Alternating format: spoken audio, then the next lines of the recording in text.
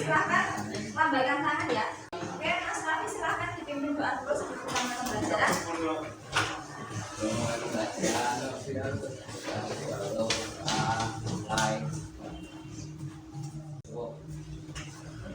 Terima kasih, semoga dengan kita berdoa nanti semua ilmu yang kita dapat hari ini bisa bermanfaat untuk kita ya. Ada yang tidak hadir? Hadir semua hari ini? 32 orang?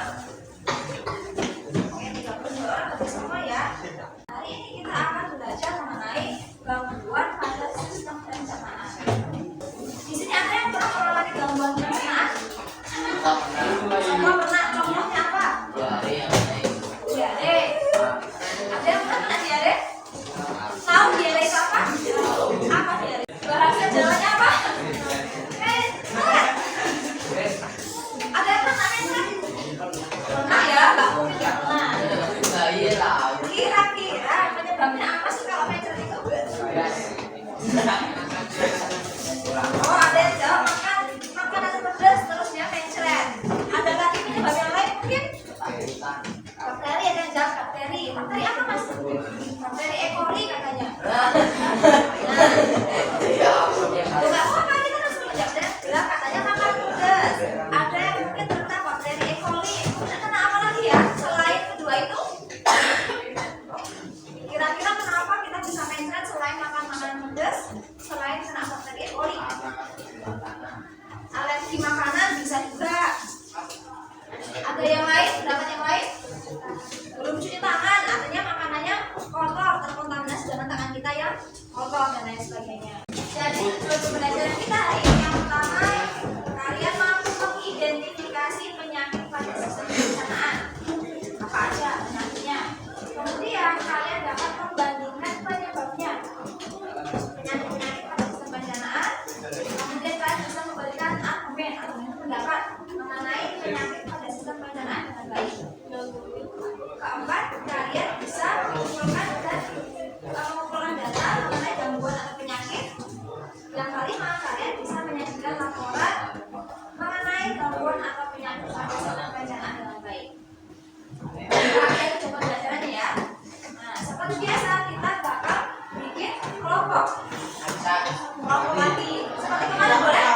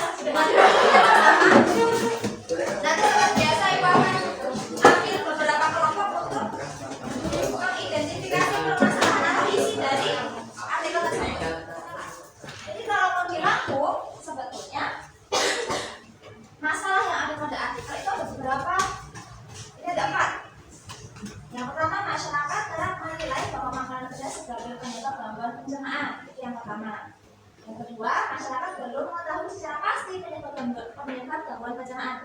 Jadi sebetulnya nggak tahu yaitu karena makan pedas atau karena makan yang lain. Selanjutnya, makan pedas bukan penyebab utama gangguan pencernaan. Karena ada penyebab pencernaan bisa terjadi karena faktor lain, entah faktor makanan, entah faktor lemak, entah faktor alergi, kita tidak tahu. Nah, kalian bisa tuliskan identifikasi masalah di antara kita terlebih dahulu. Silakan dituliskan identifikasi masalah plus hipotesis.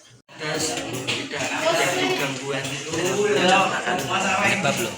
Kalau misalkan mau bikin hipotesis, kalian bisa langsung misalkan gangguan pencernaan disebabkan oleh bakteri, makanan, dan lain sebagainya. Langsung tulisannya seperti itu. Kelompok 5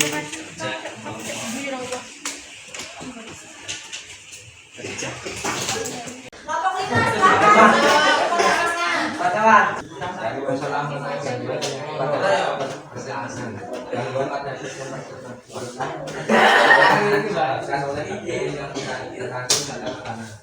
Untuk memastikan jawabannya, sebelumnya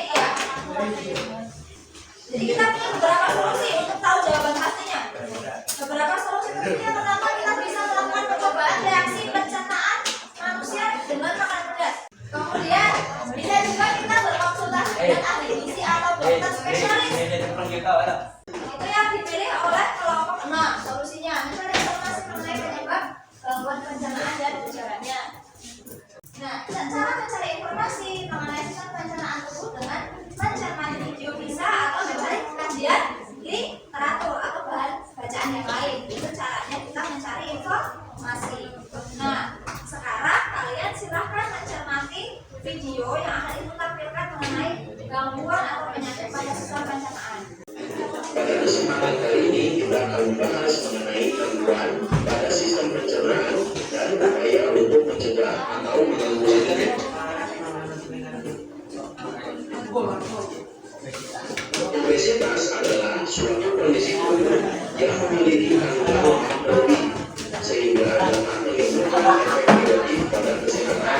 Obesitas dapat meningkatkan resiko pada beberapa penyakit seperti penyakit jantung, diabetes, dan osteoartritis. Obesitas umumnya disebabkan karena konsumsi makanan yang berlebih dan kurangnya aktivitas tubuh. Silakan nanti isi hasilnya di sini. Obesitas dapat disebabkan oleh keturunan melalui pemeriksaan gen atau akibat konsumsi makanan berlebih. Karies gigi atau gigi berlubang merupakan kerusakan gigi akibat infeksi bakteri yang merusak lapisan gigi sehingga merusak struktur gigi. Kalau sudah, hasil dari pengamatan video kalian dituliskan dalam hasil pengamatan di tabel 1. Bisa ada penyakitnya apa, penyebabnya tidak. Cukup satu saja yang ditulis ya, tidak usah banyak-banyak. Silahkan dituliskan.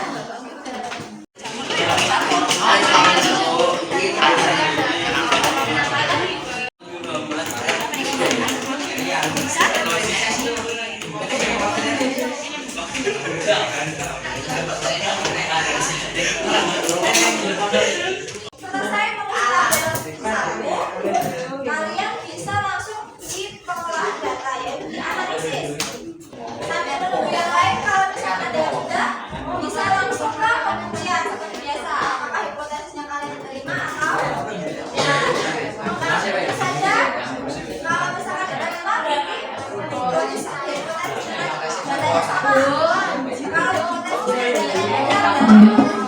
datanya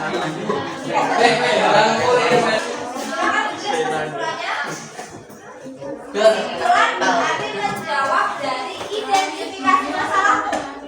Identifikasi masalah tadi apa? Penyebab gangguan pencernaan. Berarti kesimpulannya menjawab dari identifikasi. Dijawab identifikasi itu melalui kesimpulan. Oke, kalau sudah selesai, seperti biasa kita akan presentasi. Kelompok berapa yang bersedia presentasi? Kita berarti harus datanya sama. Kesimpulan?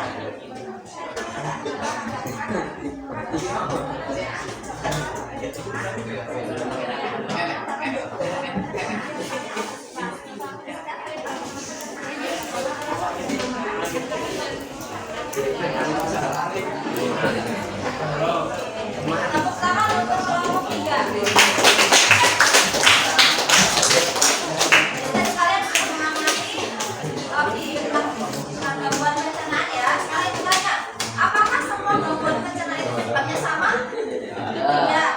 Bisa kita simpulkan pembelajaran kita hari ini bahwa penyebab dari gangguan pencernaan itu dari banyak hal. Bisa dari bakteri, bisa dari kelainan dari organ pencernaan itu sendiri, atau mungkin kotor makanannya, tangan kita yang kurang bersih, bisa dari jamur, bisa kurang air dan lain sebagainya. Jadi upaya kita apa untuk menjaga agar kita tidak kena penyakit di sistem pencernaan? Upaya yang bisa kita lakukan apa? Menjaga kebersihan. Oke, yang lain menjaga pola makan. Apalagi? Makan banyak, bisa juga makan banyak. Yang jelas minum banyak air, mengatur pola makan dan lain sebagainya. Mungkin dari sini ada pertanyaan. Ibu akan berikan apresiasi untuk kelompok 4 hari ini. Kelompok 4 bekerjanya bagus sekali, semua bekerja tidak ada yang ribut. Silakan berikan tepuk tangan untuk kelompok 4. Kemudian soalnya bisa dilihat di bahan ajar ya. Soalnya terlihat di bahan ajar seperti biasa ada 10 soal. Kalian bisa sebagai tes pemahaman. Ya, boleh ya.